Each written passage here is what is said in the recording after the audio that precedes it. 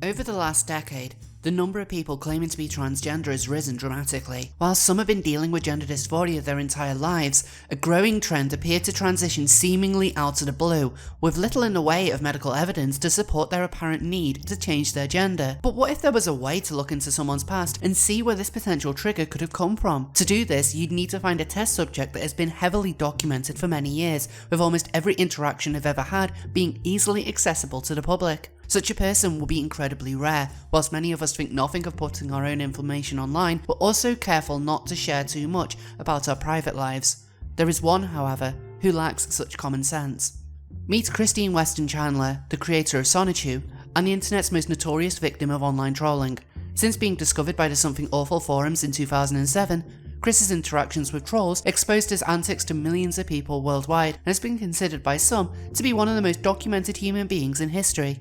In 2014, Chris announced to the world he is now a trans woman, and began a crude and disturbing transition. So what led Chris to evolve from a virgin with rage into a bisexual trans woman? Does he have gender dysphoria, or are there more serious issues at play?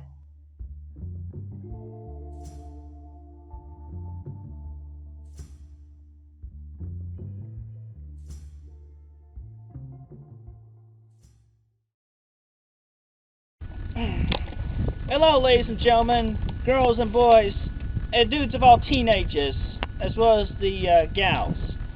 My name is Christine Chandler. I am here, and y'all are there. Christine Weston Chandler, more famously known as Chris Chan, has been the subject of many online studies and documentaries, with those recording his exploits referring to themselves as Christorians. As such, this video doesn't seek to explore every aspect of his life, but instead to investigate exactly why Chris transitioned and the misadventures that followed. But for the purpose of this video, I'll provide a brief background into Chris's notorious history. Chris was born Christopher Weston Chandler on the 24th of February 1982 to Bob and Barbara Chandler, and spent his childhood in Ruckersville, Virginia. He was diagnosed with autism at a young age, and legally changed his name from Christopher to Christian after a meeting with an animatronic bear in December 1992, when the man voicing the bear mispronounced his name. One of Chris's most significant achievements came in 1993, where he won a shopping spree in a competition promoting the adventures of Sonic the Hedgehog. The event changed Chris's life forever, cementing an obsession with Sonic, as well as a sense of entitlement. Chris is often noted his happiest years were in high school, where he would hang out with a group of female students that he'd refer to as his gal pals, an expression he would use for all his female friends going forward.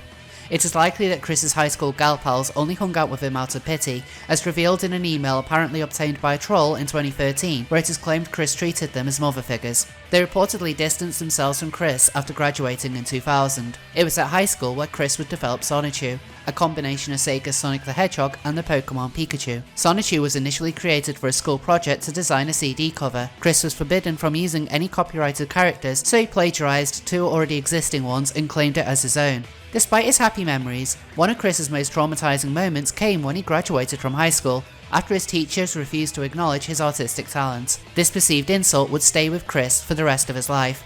Chris then attended Piedmont, Virginia Community College for 5 years, where he began what he called his love quest, an attempt at finding a boyfriend-free girl who also meets his list of qualifications, which included being white, having a high income, and not having autism. It was around this time he developed a resentment for other men apart from his father, referring to them as jerks.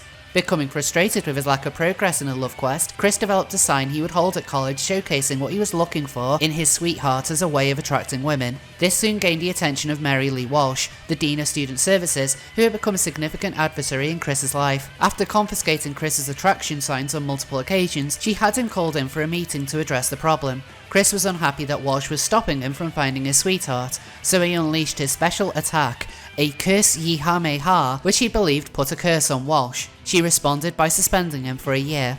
In 2005, Chris released his first issue of Sonichu, a comic series supposedly centered on the titular character, although Chris had made himself the protagonist by the third issue. The comics would take place in Quickville, named after himself, with locations being based on his hometown as well as the Sonic and Pokemon games. Chris would gradually introduce more characters into the series, some being blatant rip-offs of existing video game characters such as Rose-Chew.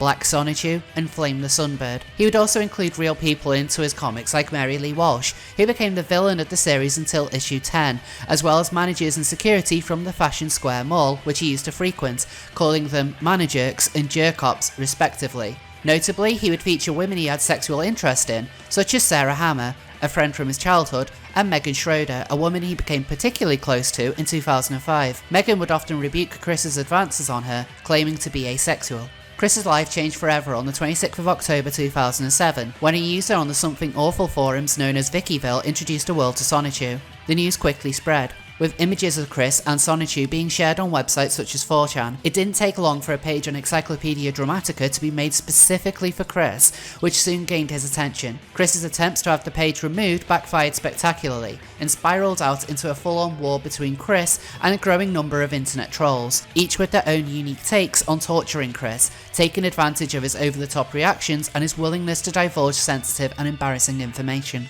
Each trolling episode in Chris's life would be divided up into sagas.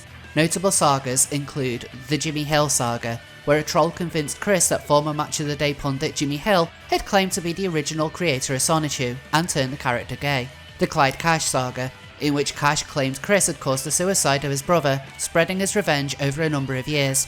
The Julie saga, where a 13-year-old by the name of Blue Spike pretended to be a woman sexually interested in Chris and tricked him into performing degrading sexual acts. And the Liquid Chris saga, where a troll claimed to be the real Chris Chan and the other to be an imposter named Ian Brandon Anderson. My name is not Ian Brandon something! The trolls would come to define Chris's life to this day, but more than turning him into a figure of ridicule, did they have a hand in Chris's transition, which was yet to come. Chris's transition, so to speak, didn't begin until 2014. But before this time, Chris had been known to casually cross-dress by wearing his mother's old underwear, which led to a now infamous IRC chat between Chris and two trolls, Clyde Cash and Billy Mays, on the 20th of January 2009.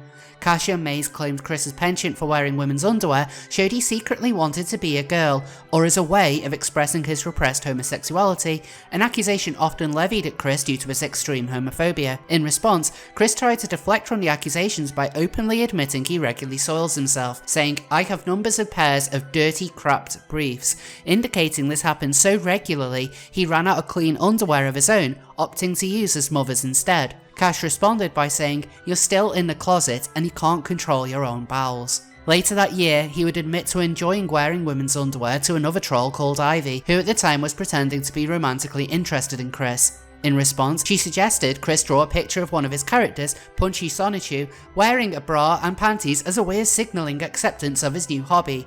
Chris was happy to oblige and included a female Sonichu character wearing male boxer shorts alongside him. In September 2009, Chris had suggested to another troll, Casey, that he was thinking of buying a bra. A few days later, he purchased a number of sports bras and took photographs of himself wearing them and sent them to one of his gal pals, telling her the material felt good on his skin and that it's like a guilty pleasure or something.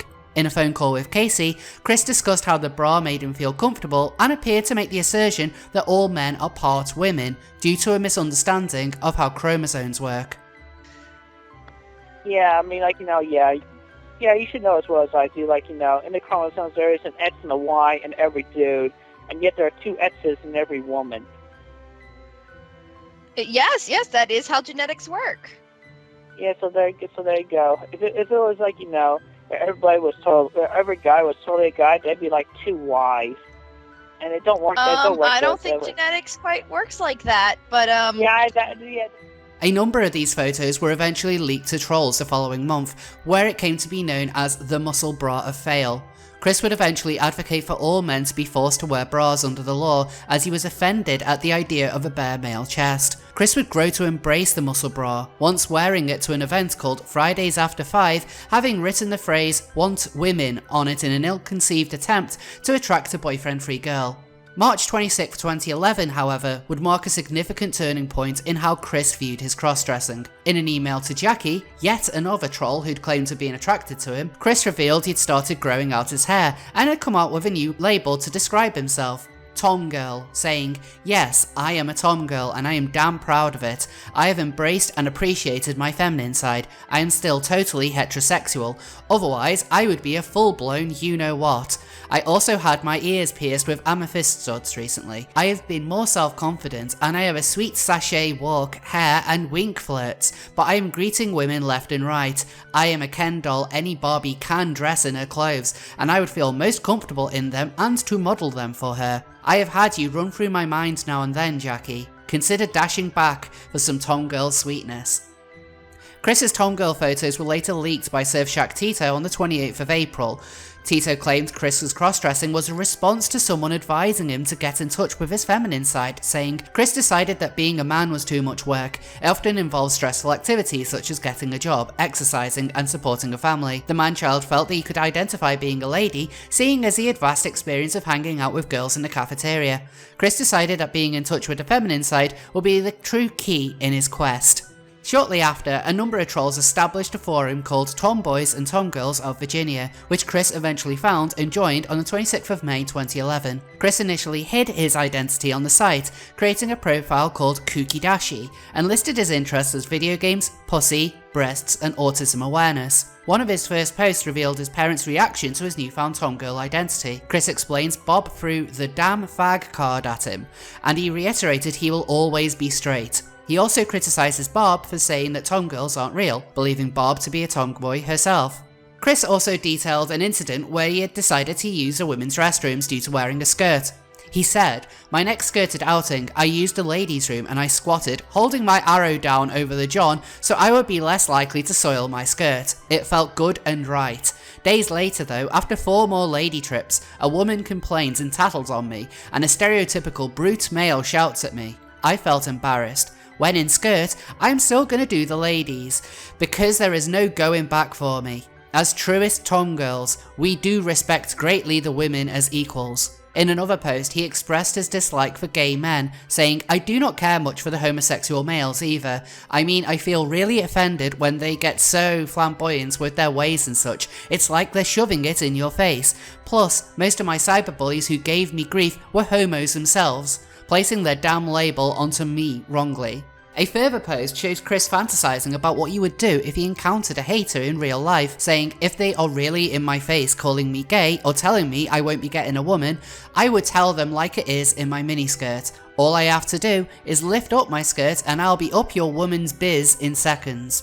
Despite it being clear who he was, Chris eventually revealed his identity to the forum on July 21, 2011, asking for their help in taking down internet trolls who had recorded the discussions on the Quickie, a website dedicated to chronicling Chris's life and exploits. This eventually led to the Calling Out Saga, in which Chris would upload videos attempting to expose the identities of various trolls, making demands for them to apologise and, in the case of Surfshark Tito, to send him $1,000. The videos highlighted more of Chris's new tomgirl look, but the Calling Out Saga would be short-lived. On September 6, 2011, 6 days after the last call-out video was uploaded, Bob Chandler passed away due to heart failure. This would mark a noticeable decline in Chris's online presence for a time, although a number of significant events would still take place. In October 2011, Chris and Bob both ran over the owner of a gaming shop Chris was banned from, and both were ordered to complete community service for their actions. And in January 2014, the Chandlers' home caught fire, with many of their belongings lost due to the amount Bob would hoard. But August 2014 would see Chris take his tomgirl identity to the next level. On the 14th of August 2014, Chris openly came out not just as a tomgirl, but as an intersex, a female soul with male body, a tranny crossdresser, and a lesbian identified male. This would mark the beginning of a shift in Chris's identity, which would culminate in an awkward transition into Christine Chandler. The next day, he clarified his position in a Facebook post, saying, "I just sorted it out how to best nutshell the details. I hardly get along with males at all, not counting being civil. I get along better with female totally. I hardly identify myself with the barbarian and stereotypical males at all. I identify best with the feminine ways, emotions, empathy, and about everything else. I get disgusted with the damn dicks, including my own. I want to shove my face into the big hole below the urethra, known as the beautiful vagina, very much. I am feminine on the inside, male on the outside. My feminine soul is most attracted and aroused by women and their superior beauty. Male bodies are horrendous and most offensive to me. Talk about going from the middle to hell's deep on the beauty ugly thermometer. Female and male on female and female equals lesbian identified man. Not long after, Chris would announce he had a new sweetheart, Catherine. They met a month earlier through OkCupid, where Chris had set up a profile calling himself Level Up King. It's unclear if Catherine was aware that Chris was actually a lesbian identified male when they first started talking, but by the end of August they went on a date to Applebee's, followed by a visit to the Chandler household, which Catherine described as overgrown, filled with garbage, and noted the family pets pee and shit in the house because they're too lazy to take them for walkies. After an awkward conversation with Barb, Chris tried to kiss Catherine, which she declined, and he gave her a goodie bag filled with My Little Pony toys and drawings of her. It eventually came out that Catherine was another troll, who had made it clear she wasn't interested in a relationship, which Chris ignored. She eventually cut ties with Chris after telling him she was on a date with a rich, successful businessman named Colin, which led Chris to send Colin abusive messages, highlighting his jealousy and an inferiority complex. Catherine would later claim her contact with Chris was an attempt to control his increasingly irrational behaviour, and that despite telling him repeatedly she wasn't interested romantically, Chris would try to control her behaviour. It was around this time that Chris would attempt the first of what would be many bizarre and disturbing attempts at transitioning, a piercing on his taint, which he would refer to as the unclit. In a horrifying Facebook post, Chris stated he had it done where he believed his clitoris would be if he was a woman, and that he had long been thinking of having his taint pierced without discussing it with anyone. He was inspired to have the piercing done after watching a lesbian sex scene in a pornographic film called The Key to Sex, and included a Wikipedia link to the sexual act of tribbing. He announced he is now a lesbian transgender who is seriously into women, and reaffirmed his disgust of men. He ended the post by condemning anyone who labels him as a homosexual male to kiss the vagina of his soul.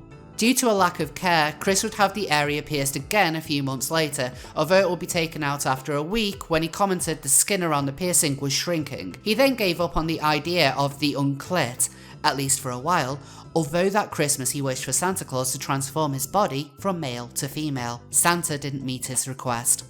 Despite his hatred of gay men, Chris would also start frequenting a local gay club, where it appears he would try and find a sweetheart amongst the female patrons. Members of the Kiwi Farms forum would occasionally see Chris at the club and comment on how he would move between various groups of women. Chris would also attend a bi-monthly burlesque event where he once commented on flexing his muscles and booty, and that the women there liked him. In 2015, Chris would take more steps into his transition, starting to refer to himself as Christine. He would take to wearing menstrual pads, allegedly in response to a doctor advising him to wear diapers, choosing what he considered to be a women's equivalent instead.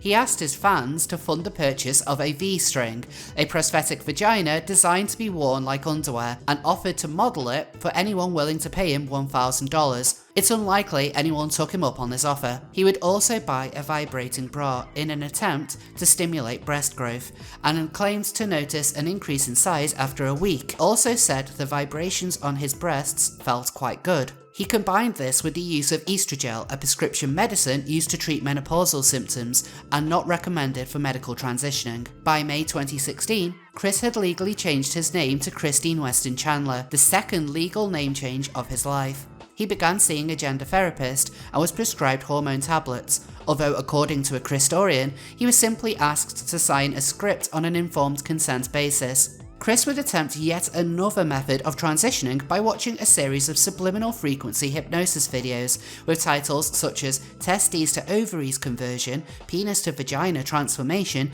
and Become a Hermaphrodite Fast. As a result of watching the videos, Chris came to believe he was growing a vagina within his taint and sliced it open with a knife. Chris would share a disturbing photograph of the open wound on Facebook, which resulted in concerned observers reaching out, encouraging him to seek medical treatment. Despite initially playing down the severity of what he'd done, he eventually relented and sought a doctor after several trolls pressured him into doing so. This would be the most extreme method of transitioning Chris would undertake, making his next attempt, eating 12 prunes a day and putting soy sauce on all his food, seem calm and rational by comparison. Chris's transition proved to be a bizarre spectacle for all observing him, but it would simply provide a backdrop as his typical escapades would rise to new levels.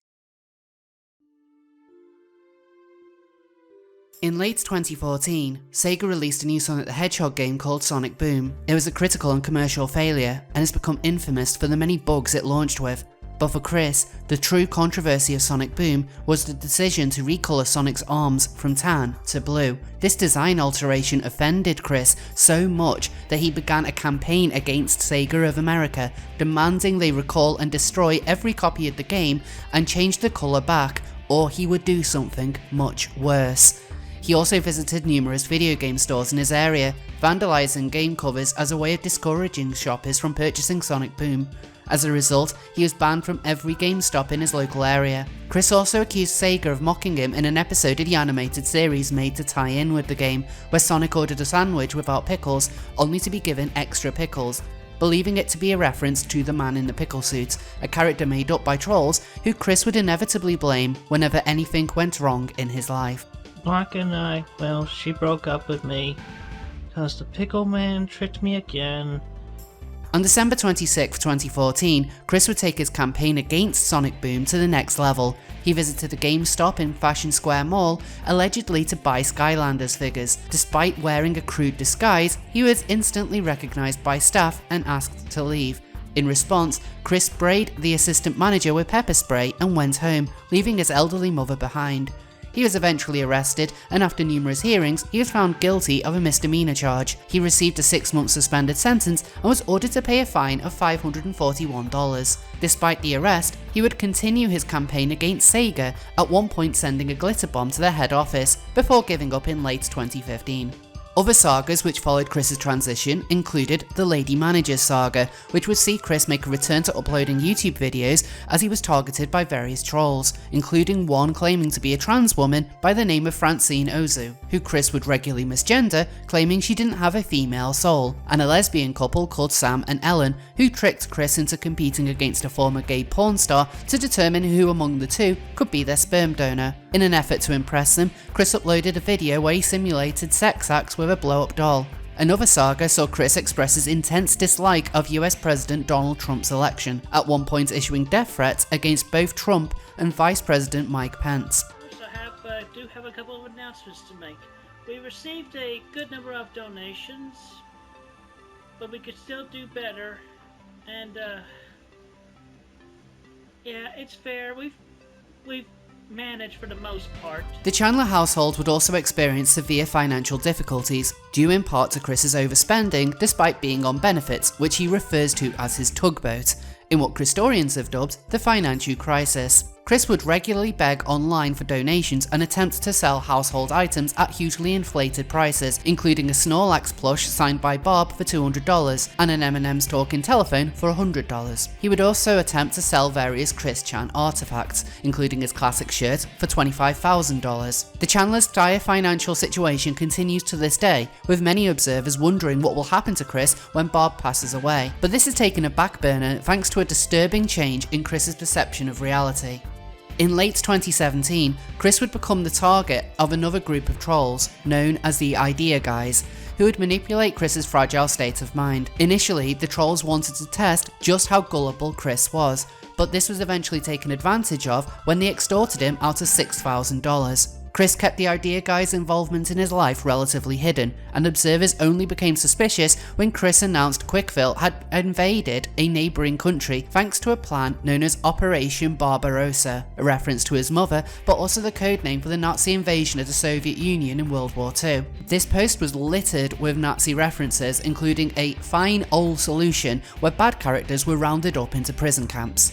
Chris's knowledge of world history and Nazi Germany is very limited, so it was apparent there was outside influence. Kiwi Farms users, including the forum owner, Null, were able to remove the idea guys from Chris's life, but their impact would remain to this day, notably in Chris's belief that he is now in a polyamorous marriage with the Pokemon Mewtwo and 3 of his own fictional characters, Magi-chan Sonichu, Sylvana Rosechu, and Crizel Rosechu. As a result, he has seemingly no interest in resuming his lifelong love quest to find a real-life sweetheart to marry and bear his children. Currently, Chris is convinced our world will merge with his fictional land of Quickville, in what he refers to as the Dimensional Merge, in which Chris will become a god and every fictional character in history will jump into existence. The loose grip on reality has led Chris to neglect his worsening financial situation, under the belief that his money problems will be over thanks to the wealthy holes in Quickville, and his delusion has been enabled by an assortment of white knights and would-be trolls, most notably a group known as the Teen Troon Squad. The date of the merge has been routinely pushed back, and it's unclear what, if anything, could snap Chris out of believing it's coming. The story of Chris Chan is one that's ever evolving, but thanks to the work of the Christorians who have chronicled his life, we can actually get a good look at how he came to his current state, one which, whilst extreme, can be reflective of some who decide to transition. So let's answer the question, is Christine Weston Chandler really trans? With the exception of the cross-dressing, there are few signifiers present before the Tom Girl Saga of 2011. A rare example of something which may show Chris's desire to be female can be found in a character he first made for his custom Yu-Gi-Oh cards, Crystal, the female twin, who Chris drew as a female copy of himself. But Crystal's identity would change between being his sister and a potential girlfriend, and the name Crystal would eventually become the name he would want to name his future daughter. Chris's homophobia also serves to offer a strange look into the future. In an email to Megan Schroeder in 2007, Chris announced he was a proud homophobe and he might as well get a gender change rather than come out as gay. But ultimately both these points can be easily dismissed, the former being his desire for a boyfriend-free girl he can relate to, and the latter being influenced by his father's strict conservative views. Chris's penchant for cross-dressing does need to be acknowledged, and it's likely he did it for more than just soiling himself as he once claimed.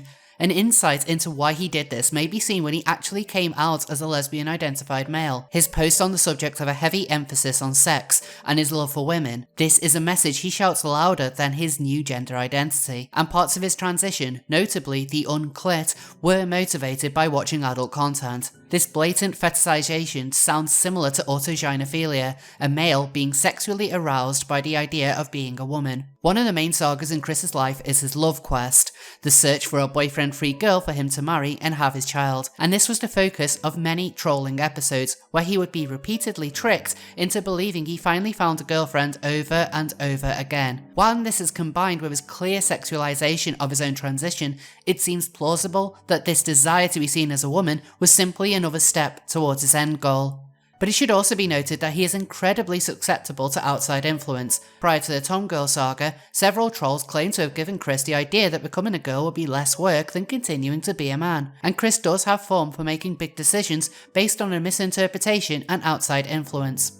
His whole name change from Christopher to Christian was because an animatronic bear misheard his name, and it was Bob's own encouragement that led him to make the name change at such a young age. Trolling efforts in Chris's past and present have shown him to make large life choices with little rational thought, and it doesn't seem too much of a jump to conclude a similar train of thought happened when he decided to transition. One aspect which could show Chris's trans status might be genuine is that he has indeed been seen by a gender clinic and has a prescription for hormones, but modern day gender clinics regularly come under pressure from trans activist groups to not deny hormones to those who say they need it, and from within the community there are easy to find guides on what to say to a gender specialist, almost as a cheat code to start the medical pathway. The current attitudes to self-ID mean medical professionals can't always be trusted to make the right decision, and in Chris's case, there are more glaring issues at play than just an apparent gender dysphoria. As previously mentioned, Chris is severely autistic, and studies have been carried out showing there may be a link between autism and trans people, with one particular study showing 14% of the trans people featured having some form of autism. The link isn't conclusive though, and in Chris's case I don't think it's strong enough to pinpoint whether that is the cause of his transition, but his deteriorating mental state The extreme steps he took to transition, the dangerous financial situation he finds himself in, but most importantly his total loss of grip on reality, show a person where healthy skepticism should be exercised with his claims. It doesn't help that Chris, being an internet personality, attracts his fair share of enablers, wannabe trolls looking for a place in internet history, or white knights who feel they are doing good by encouraging his behaviour. And the latter is a real issue within the trans community itself, where every action is praised and criticism is discouraged, especially where it's needed. So do I think Christine Weston Chandler is actually trans? No, but I do believe he is in serious need of help. His own toxic attitudes, combined with poor parenting and external influences, have left him in a position where a real intervention needs to be made before he truly passes the point of no return. And with him being convinced the dimensional merge will take place at any moment, it's doubtful this will ever happen. The misadventures of Christine Weston Chandler will continue to entertain, bemuse and horrify the internet for many years to come, but he serves as an example of how easy it can be to simply claim to be trans when there are multiple serious issues at play, and how external influences may lead someone into becoming something they're not. I've tried to keep my analysis true and honest, but until next time, peace, and have a good day. And I never wanna hear I have a boyfriend. Tell me why just like I'm a virgin with rage. Tell me why I don't need a cute girl my age. Tell me why